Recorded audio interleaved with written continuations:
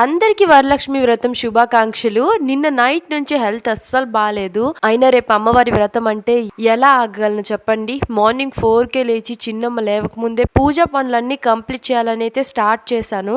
కానీ అనుకున్నట్టుగా ఏమీ జరగలేదు. మార్నింగ్ 4కే లేచా, మెల్లగా రెడీ అవుతూ ఇల్లు క్లీన్ చేసుకుంటూ అలా 5 అయిపోయింది. నాకు పువ్వులంటే ఎంత ఇష్టం అంటే పెద్ద జడ ఉంటే ఇంకెంత రెడీ అవుతానో తెలియదు. కానీ నిన్న నైట్ ఇల్లంతా క్లీన్ చేసుకొని ముగ్గులు పెట్టేసుకున్నాను.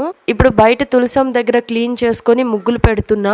నిన్న ఈవినింగ్ గుమ్మానికి మామిడి కొమ్మలు పెట్టుకున్నాను. మార్నింగ్ పాప లెగిస్తే పనులు అవ్వవు. నేను చేయవలసినవన్నీ చేసేసుకున్నాను. ఒక పెద్ద ప్లేట్ లోనే పూజ సామాన్లన్నీ పక్కన పెట్టేసుకున్నాను. అమ్మ వాళ్ళ ఇంట్లో దగ్గరలో అరటి చెట్లు ఉన్నాయి. అరటాకుల్లో నైవేద్యం పెడదామని చెప్పి తెచ్చుకున్నాను. మధ్యాహ్నం లంచ్ కూడా అందులోనే తినేయచ్చు. నాకు ట్రెడిషనల్ గా ఫుడ్ తినడం అంటే ఇంట్లో కూడా ట్రెడిషనల్ గా ఉండాలని ఎక్కువ కోరుకుంటూ ఉంటా.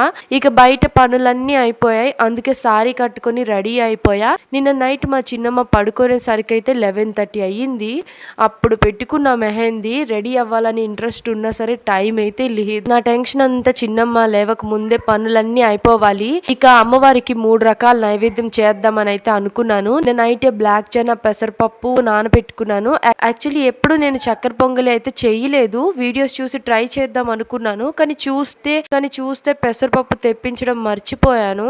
తాంబూలంకి సరిపోయినట్టే తెప్పించుకున్నాను. ఎందుకంటే ఇంట్లో పెసరపప్పు వాడిక చాలా తక్కువ. మళ్ళీ ఇంట్లో ఉంటే వేస్ట్ కావడం తప్ప యూజ్ ఉండదు. అందుకే ఇక పరమన్నం, పులిహోర, శనగల తాలింపు అయితే పెట్టుకున్నాను. ఒక పక్క శనగలు కుక్కర్ లో పెట్టేసి మరో పక్క రైస్ అవుతుంది. అంతలో నేను కాళ్ళకి అల్తా పెట్టుకుని రెడీ అయిపోతుంది. అయితే అల్తా పెట్టుకున్నాక మరో చెయ్యికి ఇలా 5 వేలకి గాజు దగ్గర కొంచెం అల్తా పెడతారు. ఇది బెంగాలీ ట్రెడిషన్ అన్నమాట. అత్తే వాళ్ళ ఇంటి దగ్గర ఎక్కువ బెంగాలీ వాళ్ళు ఉన్నారు. వాళ్ళు నేర్పారు. మా చిన్నమ్మ పుట్టక ముందు కావాలా, మా వారు లేవక ముందు ఇలా ఫుల్ గా రెడీ అవ్వడం, అంటే సారీ పూలు ట్రెడిషనల్ గా రెడీ అవ్వడం, మళ్ళీ ఇప్పుడు ఇలా రెడీ అవ్వడం అనమాట. ఒక్క బేబీతోనే లైఫ్ అంతా ఇలా చేంజ్ అయిపోయింది కదా. అస్సలు తెలియడం లేదు. ఇప్పుడు కూడా నా పూజ పని అంతా అయిపోయాక లేపుదాం అనుకున్నా. అంతలోనే చిన్నమ్మ లెగిసిపోయింది. వాళ్ళ పాప పక్కన లేకపోతే వైఫై డిస్కనెక్ట్ అయినట్టే తెలివి వచ్చేస్తుంది తనకి. మా వారి పూజ టైంలో ఫుల్ సపోర్టు. పాపకు రెడీ చేయడం, టిఫిన్ తినిపించడం అన్ని చూసుకుంటారు. ఫస్ట్ సలివిడి తయారు చేసుకున్నా. అమ్మవారికి మెయిన్ సలివిడి వడపప్పు పెట్టాలి కదా.